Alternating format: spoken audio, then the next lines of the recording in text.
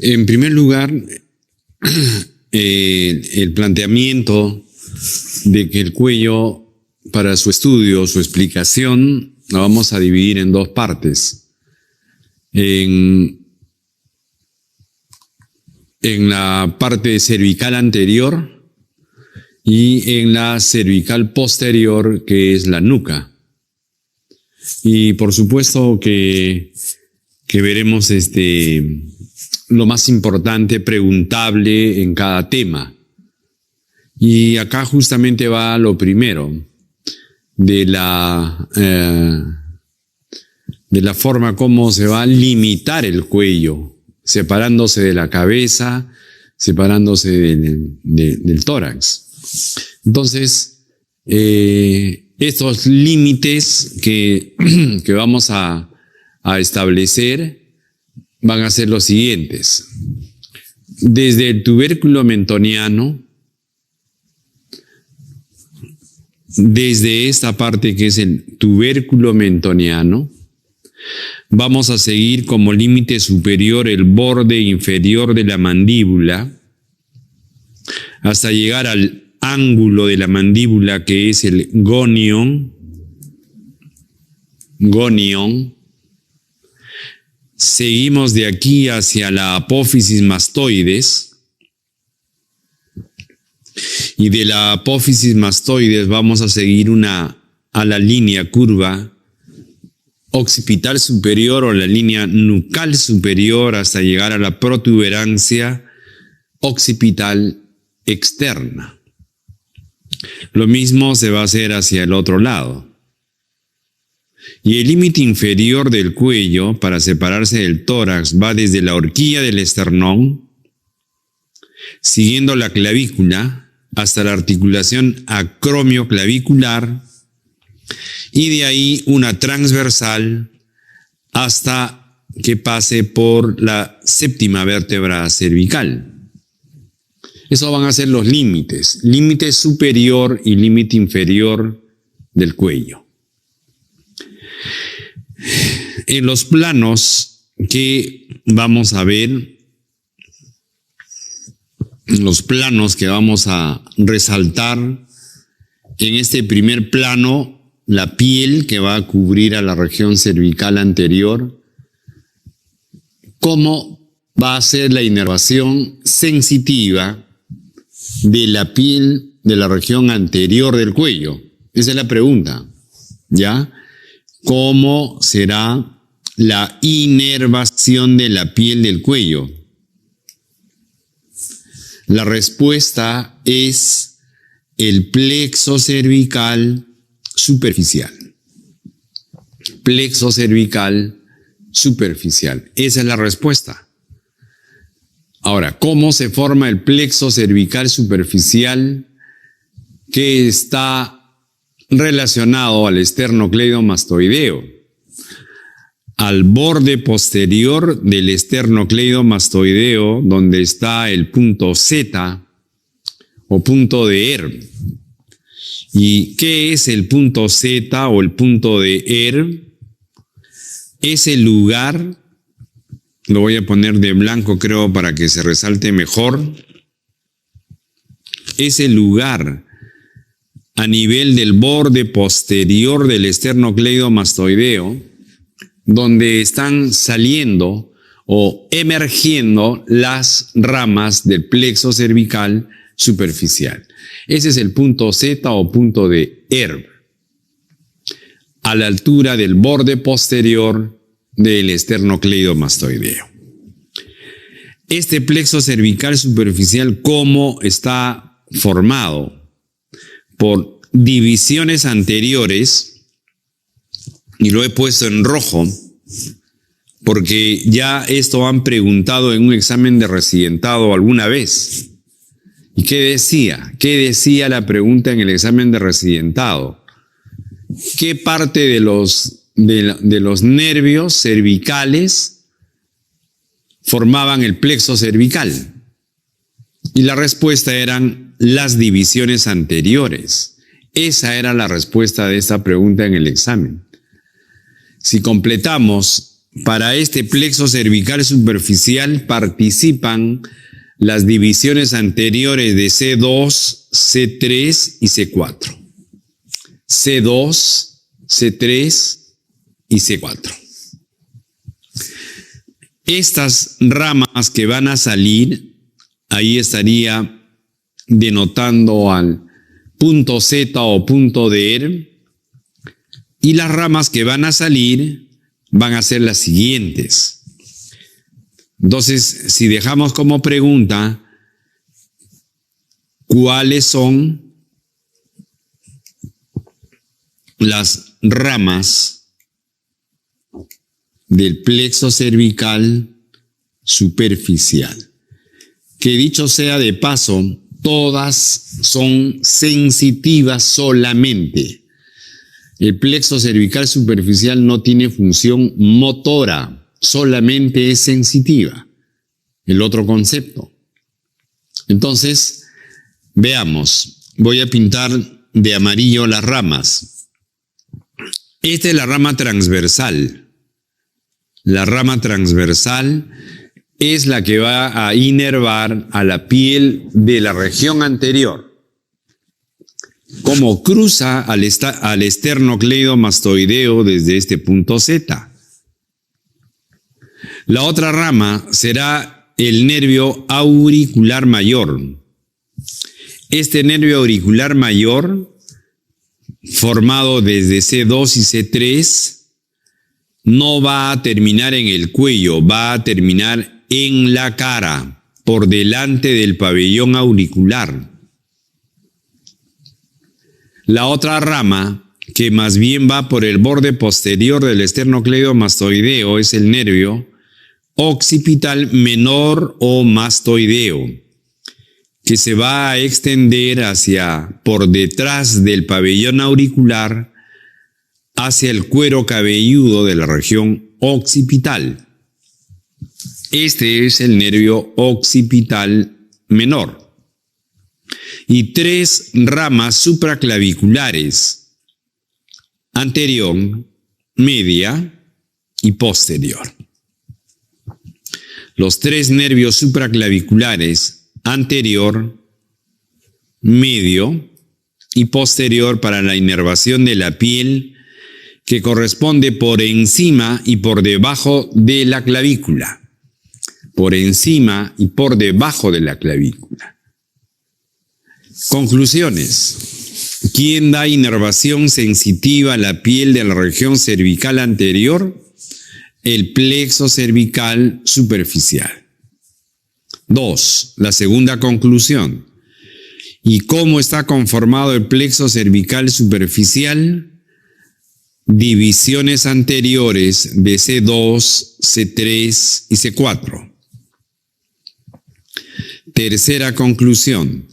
Específicamente tiene un punto donde emergen esas ramas en relación al borde posterior del esternocleidomastoideo, que se le llama el punto Z o punto ERB. Y la cuarta conclusión, que todas las ramas que acabamos de denotarlas son sensitivas, no tiene absolutamente función motora. Esa va a ser la rama transversal, la rama auricular mayor, la rama occipital menor o mastoidea y los 3 nervios supraclaviculares hacia la región supra e infraclavicular. El territorio de inervación del plexo cervical superficial no solamente está confinado al cuello.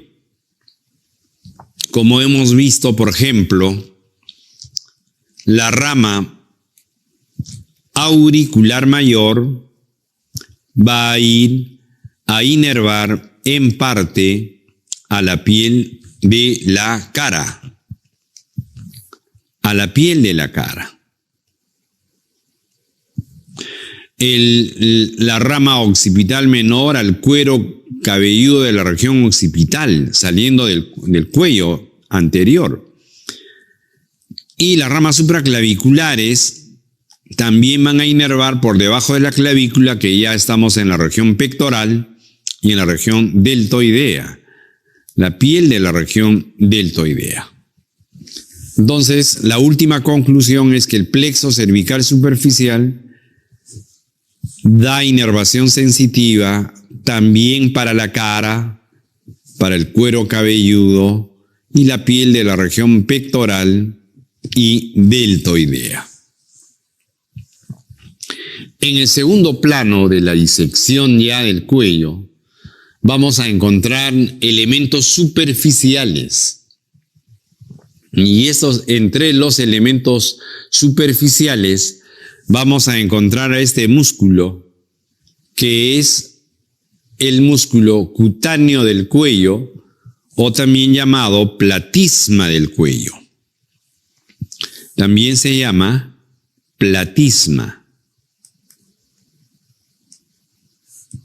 Platisma del cuello o músculo cutáneo del cuello. Es este músculo muy superficial,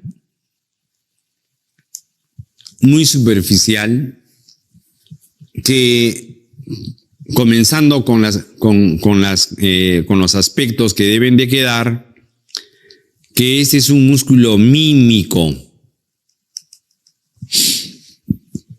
Está en el cuello, pero es mímico, porque está inervado por el nervio facial, la rama cervical del facial.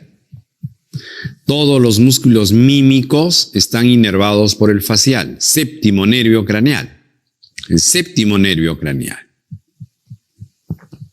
Y entre otras características es que por ser músculo mímico, se va a insertar en el borde inferior de la mandíbula y va a tener relación con este músculo que es el depresor de la comisura labial. Confunde sus fibras con este músculo que es el depresor de la comisura labial. Porque tiene que ver con la función. La otra característica de este músculo cutáneo es que en la parte inferior termina en el tejido celular subcutáneo. No tiene inserción ósea. Ojo, no tiene inserción ósea. Termina a nivel del tejido celular subcutáneo. El músculo cutáneo del cuello o platisma, músculo superficial, mímico, inervado por el facial y distalmente no tiene inserción ósea. La función que va a tener es tensar la piel del cuello, hace esa tensión en la piel del cuello y además, por confundir sus fibras musculares con el depresor de la comisura, desciende indirectamente las comisuras labiales por el hecho que se una a este músculo de la cara que es el depresor de la comisura labial. Esa es la función que tiene el platisma. Entre otros elementos superficiales del cuello, ya hemos hablado del platisma del cuello, vamos a tener luego al plexo cervical superficial, que también ya lo hemos denotado como elemento superficial, y vamos a ver las venas superficiales del cuello, que son dos venas yugulares. La vena yugular externa o las yugulares externas, que vienen a ser estas de acá, yugular externa, que la voy a remarcar, la vena yugular externa, y las venas yugulares anteriores.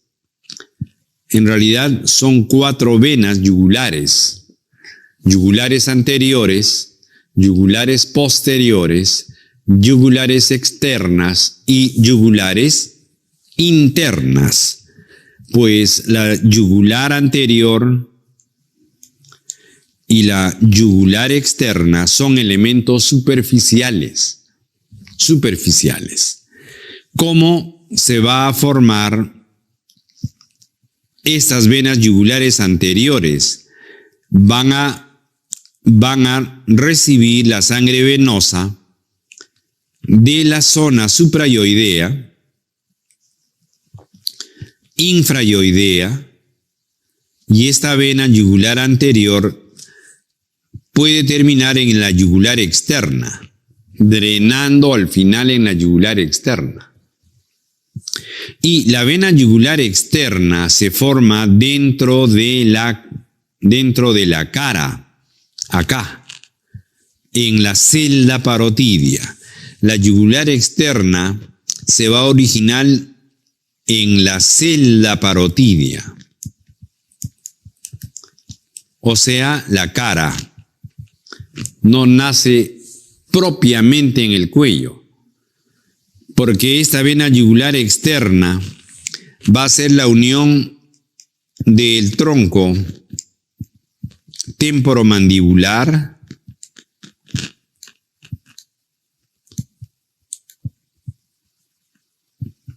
o llamado también retromandibular más la auricular posterior. ¿Dónde está la auricular posterior? La estoy denotando acá. Esa es la vena auricular posterior. Y esto es el tronco temporomandibular en relación a la glándula parótida. Por eso les decía que se forma en la celda parotidia.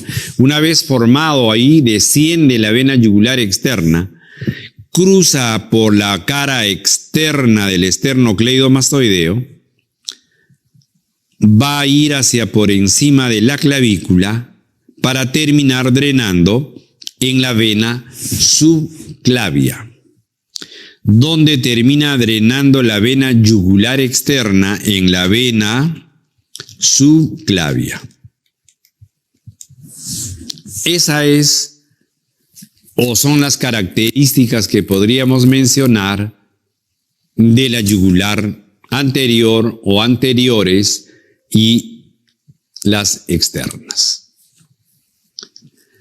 El cuello va a tener fascias.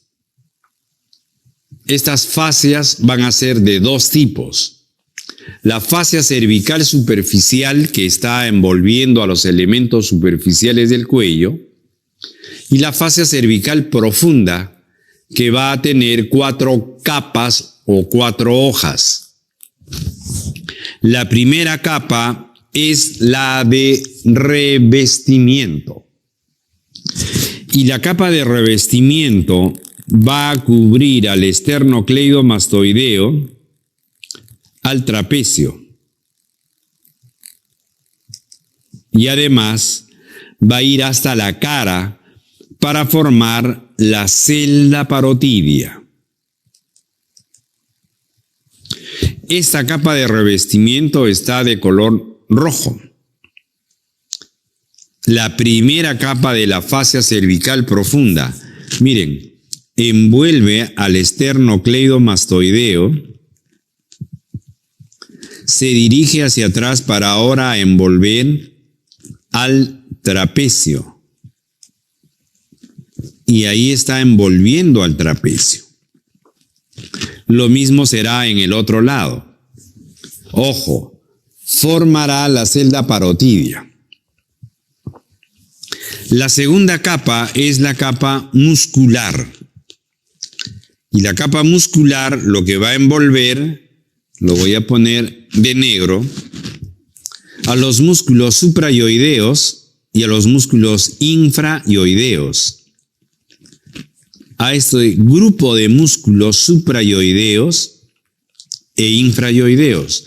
La capa muscular envuelve a los músculos ubicados a nivel suprayoideo y a nivel infrayoideo. esfernoideo.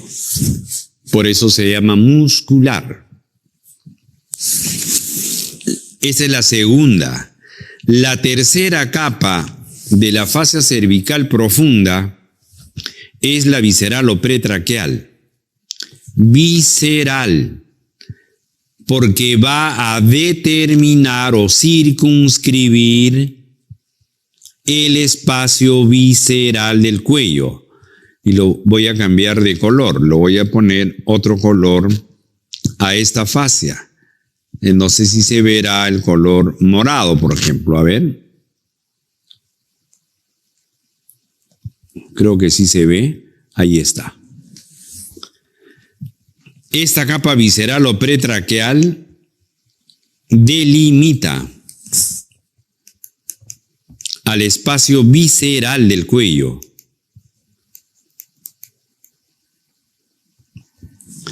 Espacio visceral donde van a estar ubicados las vísceras del cuello. ¿Cuáles? La laringe, la tráquea, la hipofaringe, el esófago cervical, la glándula tiroides y las glándulas paratiroides. Entonces, delimita el espacio visceral para envolver a las vísceras del cuello. ¿Y cuáles son las vísceras del cuello? La laringe. Vamos a ver a la hipofaringe, a la tráquea, al esófago, a la glándula tiroides y las glándulas paratiroides.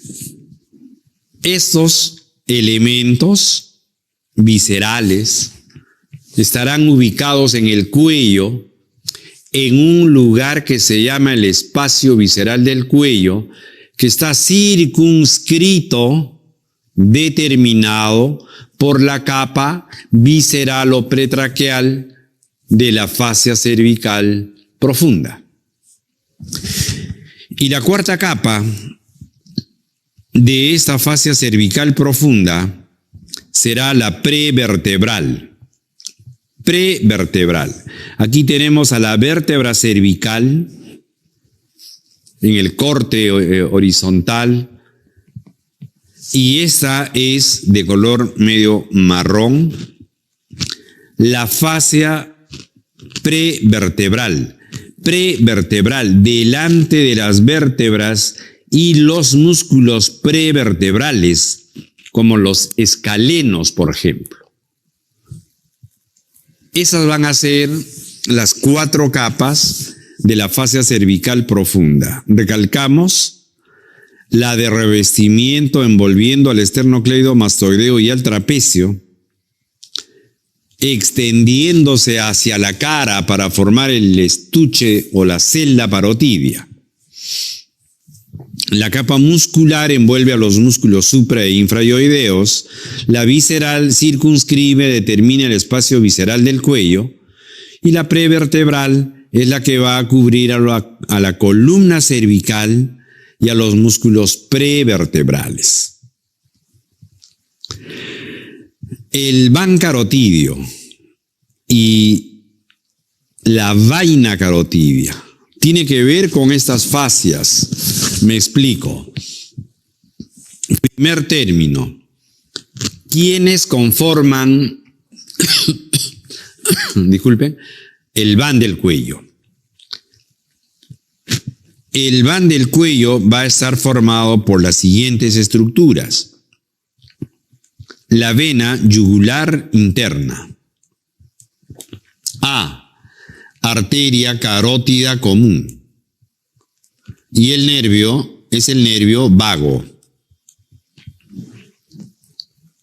El vago más la yugular interna más la carótida común conforman el van del cuello. Y el van del cuello, a lo largo de su proyección, va a estar recubierto los tres juntos por la llamada vaina carotidia. ¿Y quiénes van a formar esta vaina carotidia? Las hojas de esta fascia cervical profunda, la muscular, la visceral y la prevertebral. Estos van a ir envolviendo a estos tres elementos. ¿Y cómo están dispuestos? Miren acá, la carótida común es más medial, está más pegado a la tráquea. La vena yugular interna se encuentra ubicado en la parte más lateral. Y el nervio vago va a posicionarse detrás y entre esos dos elementos. Medialmente la carótida, lateralmente la vena yugular interna, detrás de ambos el nervio vago. ¿Ok? Entonces repetimos, ¿quiénes conforman el van del cuello? El vago, la vena yugular interna y la carótida común. Carótida común. Envolviendo a estos elementos la vaina carotidia, formado por las hojas de la fascia cervical profunda. Esa sería entonces la capa de revestimiento, sería la capa muscular y la capa pretraqueal y la prevertebral. Esa va a ser la vaina carotidia, envolviendo al van del cuello. Si tienen alguna pregunta hasta aquí, por favor, con todo gusto, podría aclarárselos si ustedes me escriben y me dicen algo que tenga que aclarar. Los puedo leer, ¿ok? En el chat. Bien. En el cuarto plano del cuello está el plano muscular. Y dos son los músculos que van a determinar todo en el cuello. ¿Y cuáles son esos dos músculos que van a determinar? Alguien me pregunta, ¿y el hipogloso? No. El hipogloso lo voy a explicar a la pregunta que me hace el colega, lo voy a explicar en la región suprayoidea. Le respondo, el hipogloso está en la región suprayoidea. Estamos yendo paso a paso, estamos tratando de ir de menos a más, para que no se puedan confundir. ¿Ok? Bien. Entonces, estaba tratando de decir que hay dos músculos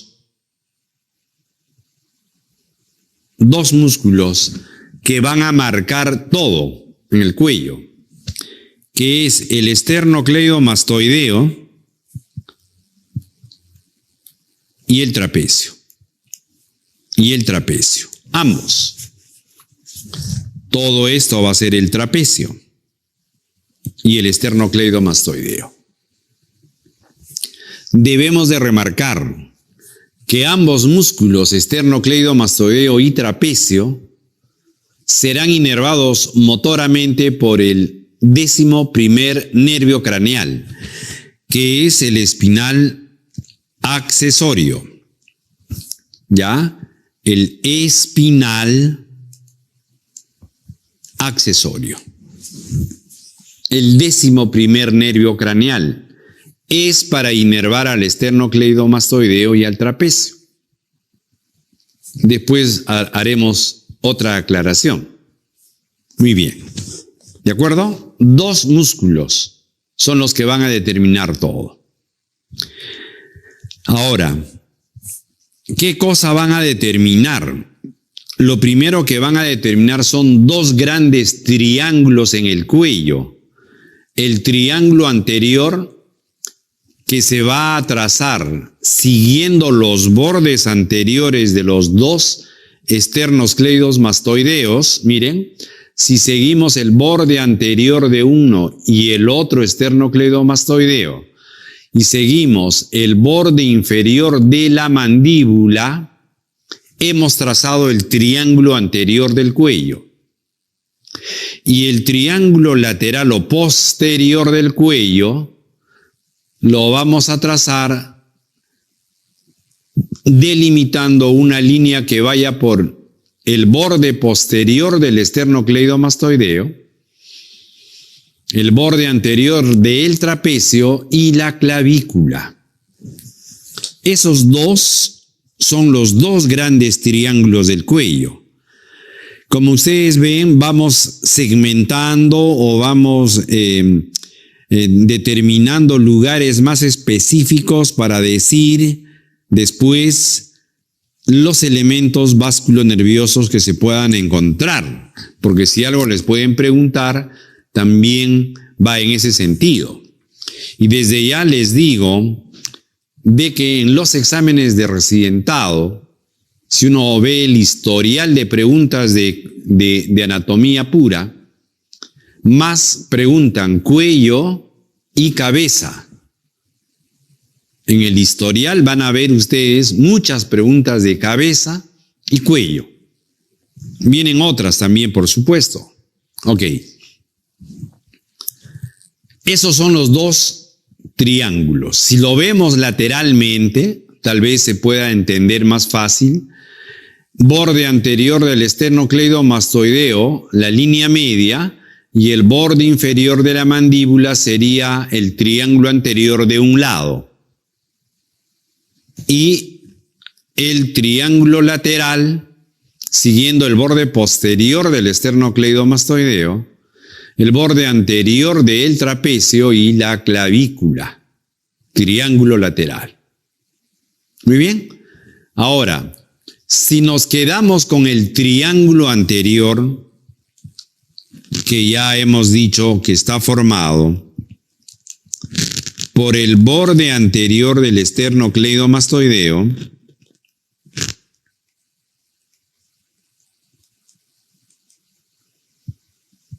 el otro borde anterior del esternocleidomastoideo y el borde inferior de la mandíbula, vamos a ubicar al hueso hioides acá. Ese es el hueso hioides en el triángulo anterior. Por lo tanto, este hueso hioides en el triángulo anterior nos está dividiendo en dos regiones, suprahioidea y en la región infrahioidea. Región suprahioidea y la región infrahioidea. Bien, ahora nos toca decir qué hay en la región suprahioidea y qué hay en la región infrahioidea. Ese es el otro tema que pueden preguntarles si se encuentra en la región suprahioidea, qué músculo es suprahioideo, en qué región del cuello está el nervio hipogloso que el doctor Luis me ha preguntado, y la respuesta tiene que ser que se encuentra en la región suprahioidea, por ejemplo, con respecto al hipogloso. Este va a ser el hueso hioides entonces, y vamos a ver qué hay en esta región suprahioidea, ¿no? Esa sería la región suprahioidea, una región determinada por una línea que cruce al hioides hacia la parte superior. Entonces vamos a ver, esa sería la región infrahioidea, debajo de la línea transversal que pase por el hueso hioides, siguiendo los bordes anteriores de los dos esternocleidomastoideos. Entonces, el tema que voy a decir es qué hay en la región suprahioidea, los músculos suprahioideos. ¿Qué triángulos se van a encontrar en la región suprahioidea? Y lo primero que tenemos que decir son los músculos. ¿Cuáles? el músculo digástrico. El músculo digástrico va a tener dos porciones o dos partes. El digástrico va a tener un vientre anterior, un tendón intermedio y un vientre posterior. El segundo músculo es el miloioideo. Este va a ser el vientre anterior del digástrico, el tendón intermedio y el vientre posterior del digástrico. Este va a ser el músculo miloioideo. El estiloioideo. Acá podemos ver mejor todavía. Miren el músculo digástrico. Este es el vientre anterior. No voy a ser específico dónde se inserta, ya no viene al caso. Tiene un tendón intermedio y tiene el vientre posterior del digástrico.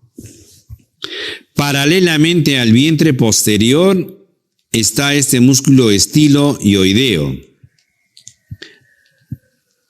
Luego tenemos al miloioideo y al geni, o en todo caso al iogloso. Este va a ser el iogloso. Describo.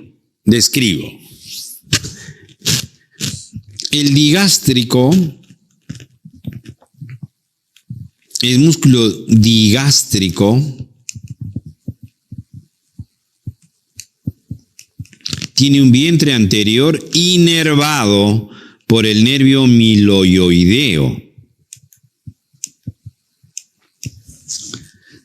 Tiene un tendón intermedio y tiene un vientre posterior inervado por el nervio facial.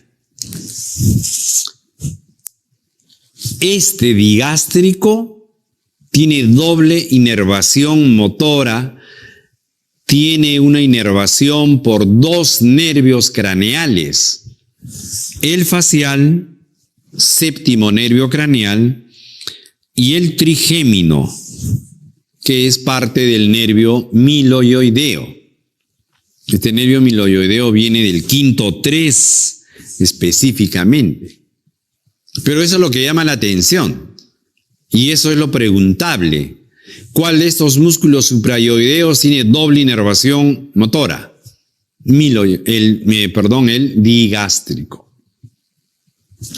El otro músculo es el músculo miloioideo.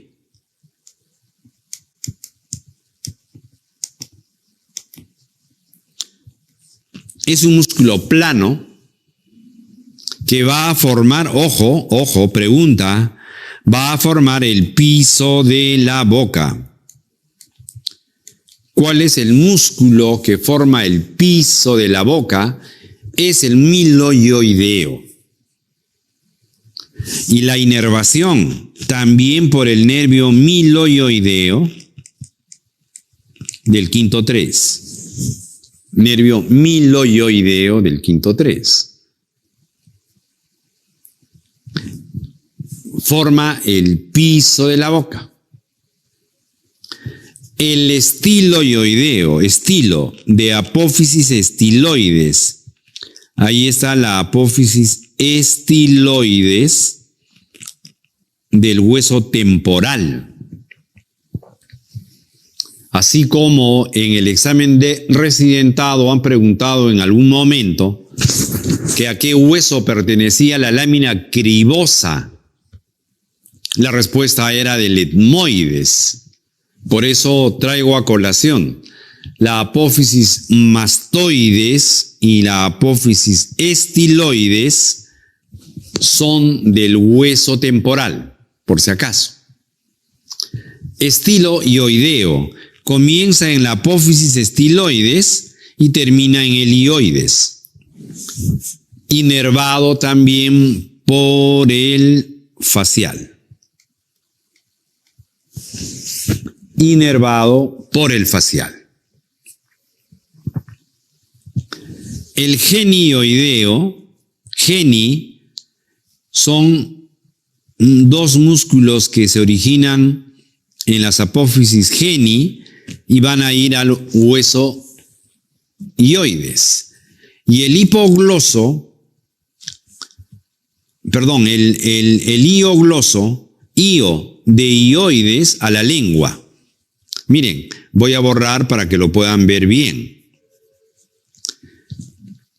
Y este es el músculo, este de acá es el iogloso. El iogloso.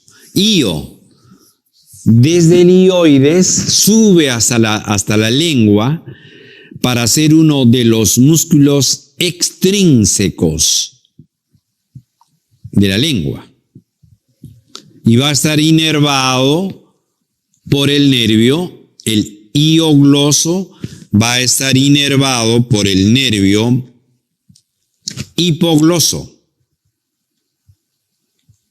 el 12º nervio craneal. Entonces miren cómo es la inervación de los músculos suprayoideos. Digástrico, doble inervación. Facial, quinto 3. Miloioideo, el nervio miloioideo del quinto 3.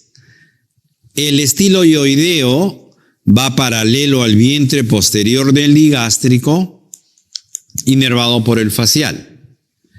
El genioideo está inervado por rama de C1 y el iogloso por el nervio hipogloso. Entonces, primer punto. ¿Cuáles son los músculos suprayoideos? Ahí lo tienen en la lista. La función de estos músculos suprayoideos, sobre todo voy a especificar acá. Ya puedo borrar, creo, esto, para decir que quienes descienden la mandíbula, descienden la mandíbula, es decir, en la apertura de la boca. El primer músculo que va a actuar para que uno abra la boca es el pterigoideo lateral, músculo de la masticación, que va a ser el iniciador de la apertura de la boca. Cuando este músculo pterigoideo lateral ha actuado, entonces los ejecutores del descenso de la mandíbula son vientre anterior del digástrico, miloioideo, genioideo. Estos tres descienden la mandíbula en la apertura de la boca para comer, para hablar, etc. Entre las funciones más importantes. Dije, el miloioideo es el que forma el piso de la boca y además desciende la mandíbula. Ahora, van a formar la presencia de estos músculos. Van a formar en la región suprayoidea dos triángulos. Ahí tienen nuevamente, y repasando, el vientre anterior del digástrico, el vientre posterior del digástrico, el miloioideo, el estiloioideo, el iogloso, y lo que no muestro es el genioideo, que son dos músculos por encima del miloioideo. Entonces se ha formado en la región suprayoidea dos triángulos, el submentoniano y el digástrico. ¿Cuáles son los dos triángulos de la región suprayoidea? El submentoniano y el digástrico. ¿Cómo está limitado o delimitado el triángulo submentoniano y cuál es su importancia sobre todo? Está entre los dos vientres anteriores del digástrico, vientre anterior y el otro vientre anterior con el hioides, se ha formado el triángulo submentoniano. Y lo que va a contener son ganglios del grupo 1A del cuello. A usted le van a consultar porque hay una tumoración dolorosa a nivel debajo del mentón, le van a decir. La conclusión anatómica es que es el triángulo submentoniano y es el ganglio del grupo 1A. Bueno, ¿y qué más debo de saber? Que este ganglio está hipertrofiado. ¿Y por qué? Pues debo de saber linfa de dónde está trayendo. Este ganglio va a recibir la linfa del mentón, de la piel del mentón. Este ganglio va a recibir la linfa del labio inferior, de la mucosa del labio inferior, y va a recibir la linfa de la punta de la lengua. Por lo tanto, si ustedes examinan y ven un ganglio submentoniano, examinen la punta de la lengua. Podría haber una úlcera, un afta, una neoplasia a nivel de la mucosa del labio inferior, de la gíngiva inferior y de la piel del mentón. Podremos explicarnos entonces por qué este ganglio está crecido y duele, por el proceso inflamatorio que podemos descubrir al examinar los lugares de donde está aportando la linfa a este ganglio. Entonces, lo que voy a decir es, linfa de dónde traería este grupo 1A, linfa de dónde va a recibir, punta de la lengua, mucosa y piel del labio inferior, y todo lo que es el mentón. El otro triángulo es el triángulo digástrico.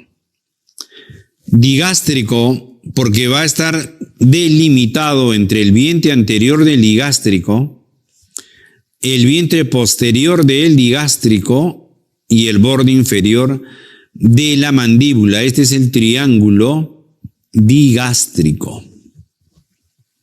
Repito, vientre anterior del digástrico, vientre posterior del digástrico y el borde inferior de la mandíbula. ¿Qué cosa va a contener? Y el 2 va a ser el triángulo digástrico. ¿Qué va a contener este triángulo?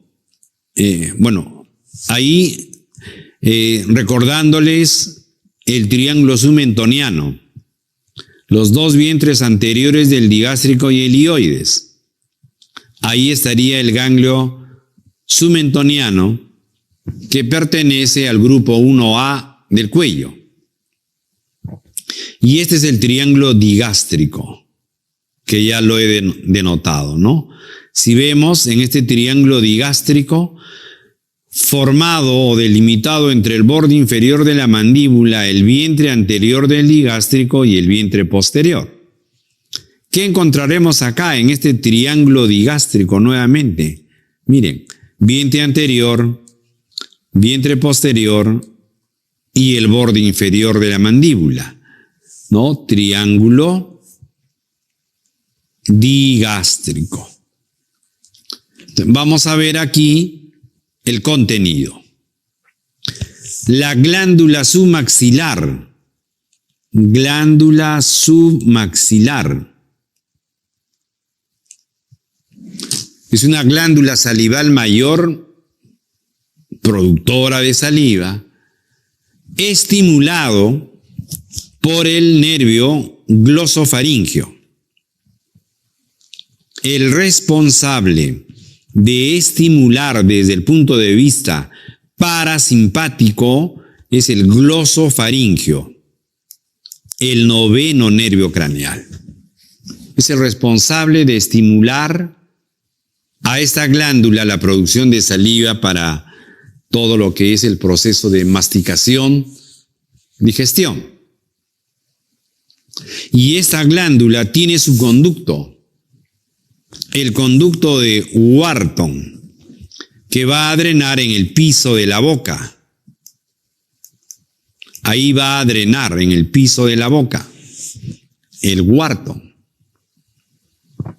Vamos a ver que en este triángulo también está la arteria facial. La arteria facial viene de la carótida externa hacia la cara, pero va a cruzar este triángulo por dentro de la glándula. Y ahí va a generar la arteria submentoniana. Esta va a ser la arteria submentoniana. Vamos a encontrar en este triángulo la vena facial, que ya abandonó la cara y se va a ir hacia la yugular externa, recibiendo también a la vena submentoniana. Vamos a encontrar, a el grupo ganglionar 1B. Ahí están los ganglios del grupo 1B. Y estos ganglios del grupo 1B recogen la linfa de la parótida y desde la región temporal. Va a descender así, en este sentido. En ese sentido. Entonces, ¿cuál es el contenido del triángulo digástrico? La glándula submaxilar, su conducto de drenaje, el conducto de Wharton, arteria, vena facial, arteria y vena submentoniana, arteria y vena lingual y el grupo ganglionar 1B.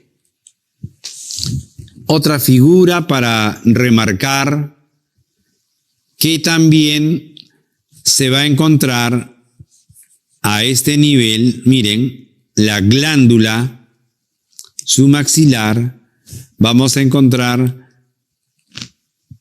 a el llamado hiato hioglosomiloideo. Hiato es espacio.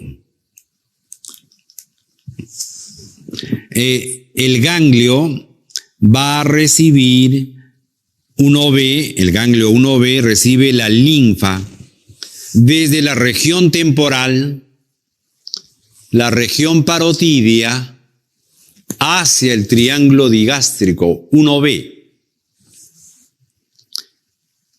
Es lo que va a recibir el 1B.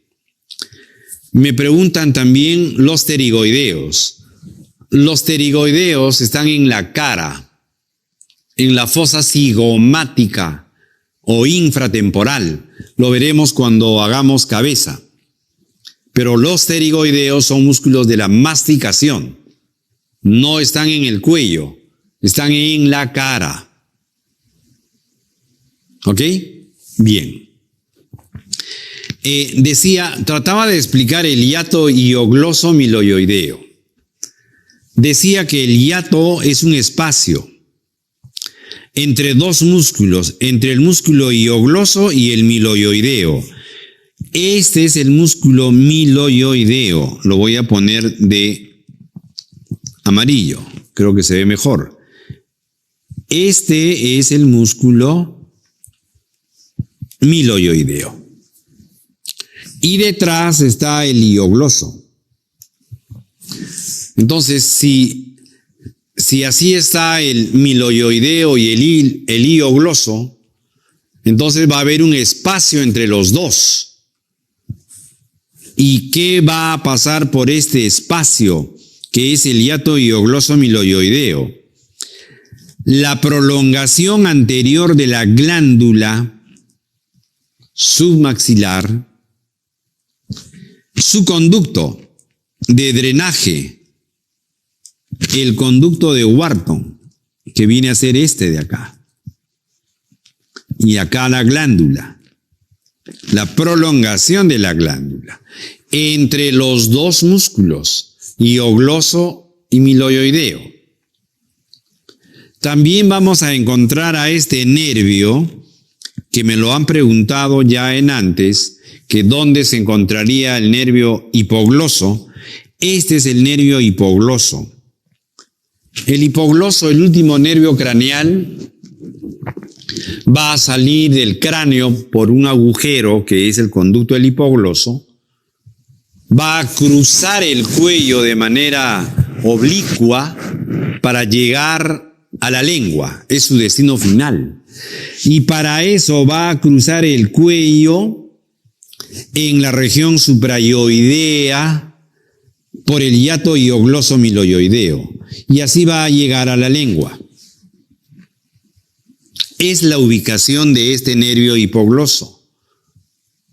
Región suprayoidea, más específico aún, hiato hiogloso miloioideo. Por favor, ojo, preguntas del hiato hiogloso miloioideo hay en el banco de preguntas.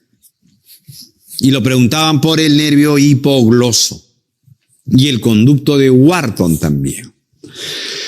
Y también está la vena lingual. La vena lingual terminando en la yugular interna. Quiero remarcar algo, doctores. Quiero dejar bien en claro. La arteria lingual no pasa por el hiato.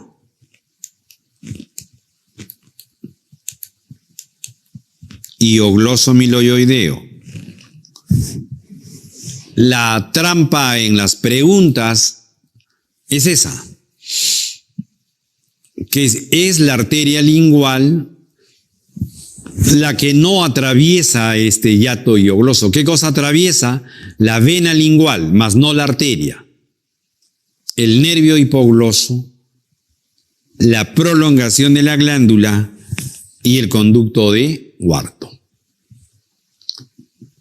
Entonces, todo eso es lo de la región suprayoidea. Seguimos en el triángulo anterior. Y vamos a ver ahora la región infrayoidea, que ya hemos dicho, está entre ambos bordes anteriores del esternocleidomastoideo y la línea horizontal que pase por el hioides. Lo que se va a encontrar aquí van a ser los llamados músculos infrayoideos. Y dos triángulos también. El triángulo muscular y el triángulo carotidio. Es la línea media que va a partir en lado derecho y en lado izquierdo. Estos son los músculos infrayoideos. Vamos a verlo acá. Bueno, primero el triángulo. Ese es el triángulo muscular y el triángulo carotidio. Vamos a remarcarlo después.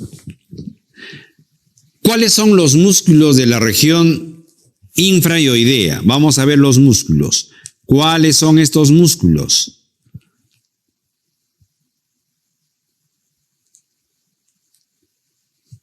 El esternoioideo.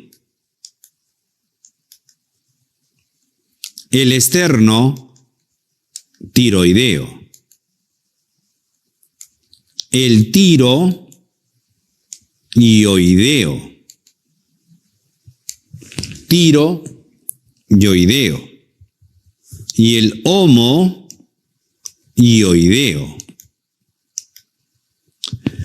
Repito, si algo les pueden preguntar era, ¿cuáles son los músculos suprayoideos? ¿Cuáles son los músculos infrayoideos? Y este es el homoyoideo.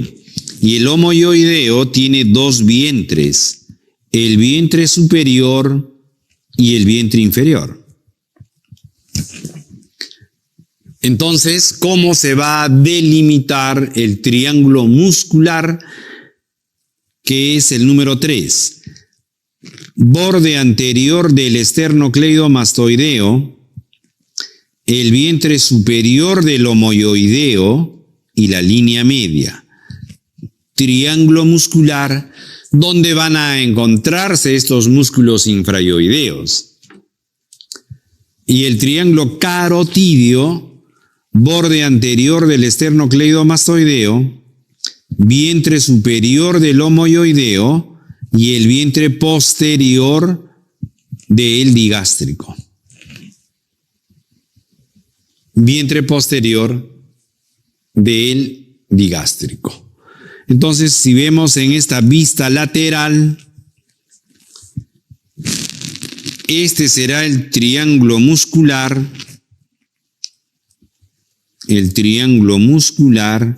y este sería el triángulo carotidio. Voy a repetir los límites del triángulo muscular. Borde anterior del esternocleidomastoideo, vientre superior del homoyoideo y la línea media.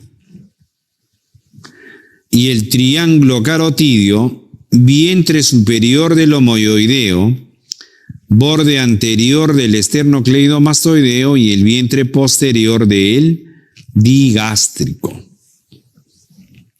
¿Cuál es el contenido? El contenido de este triángulo muscular son los músculos infrayoideos. Y este va a ser el homoyoideo, vientre inferior del homoyoideo, del omóplato al hioides.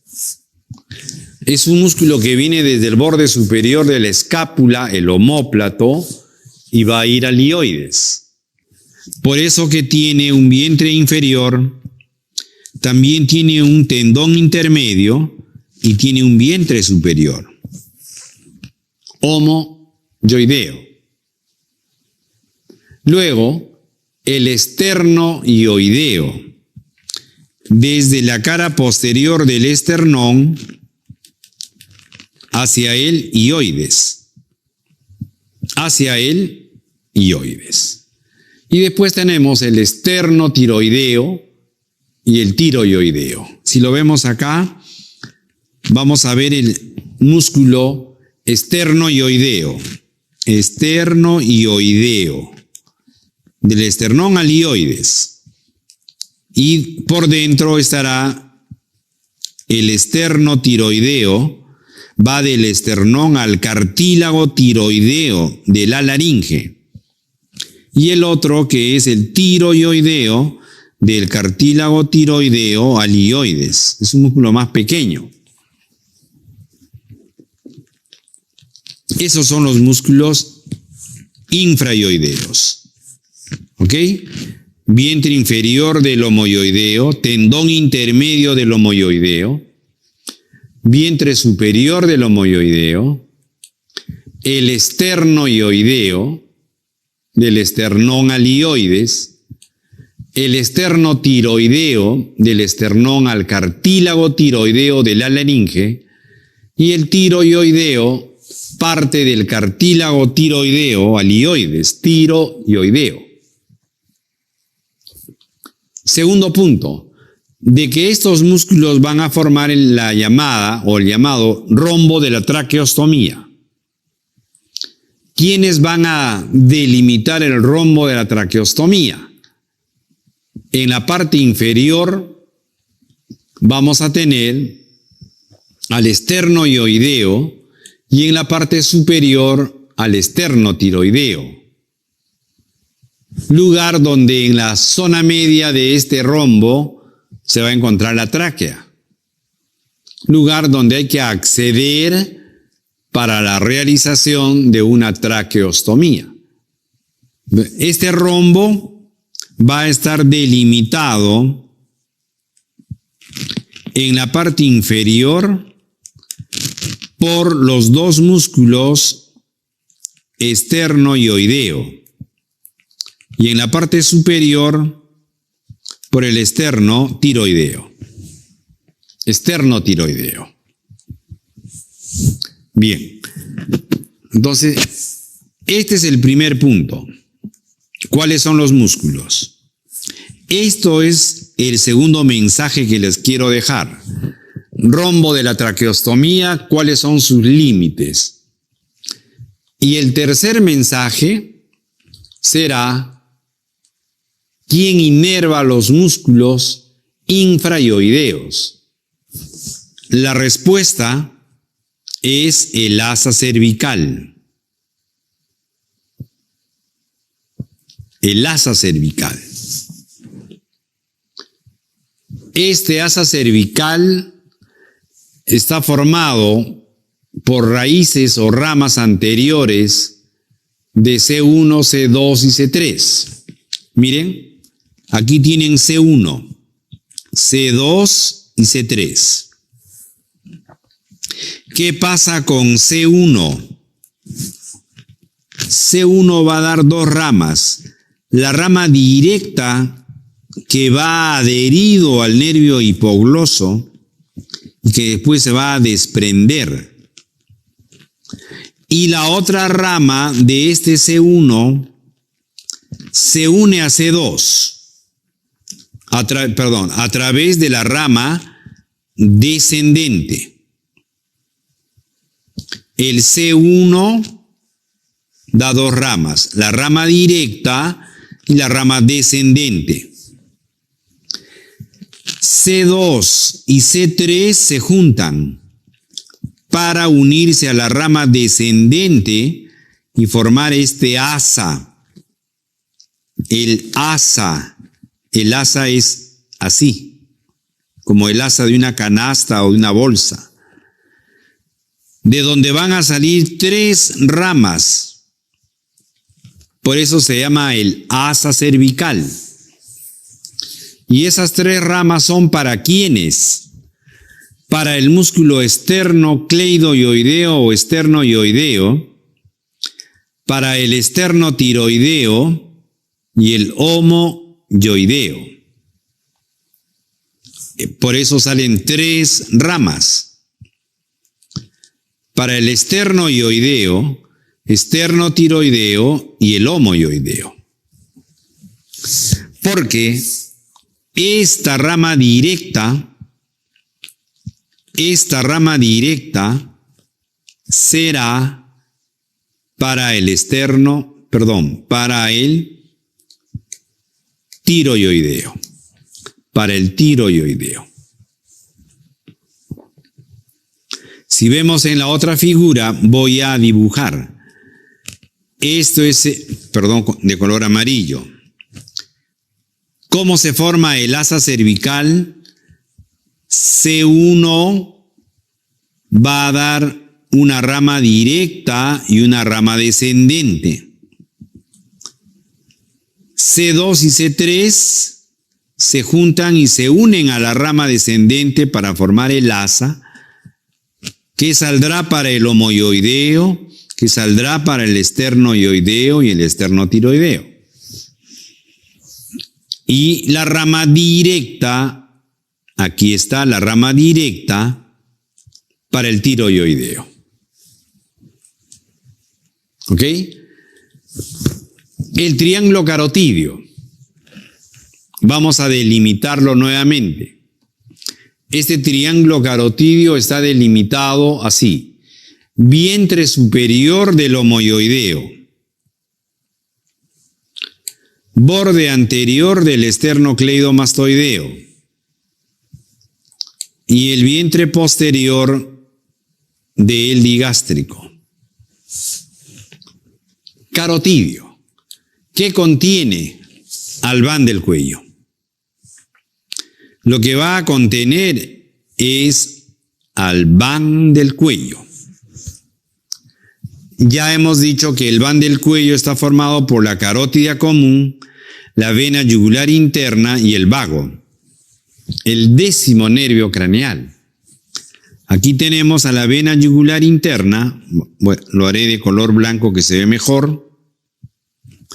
Ahí está la vena yugular interna,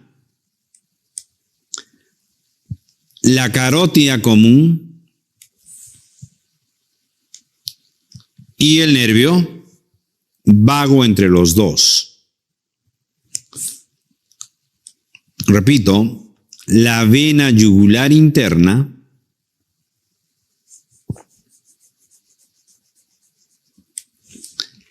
la carótida común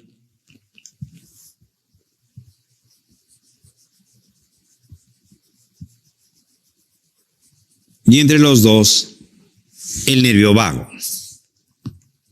¿Ok?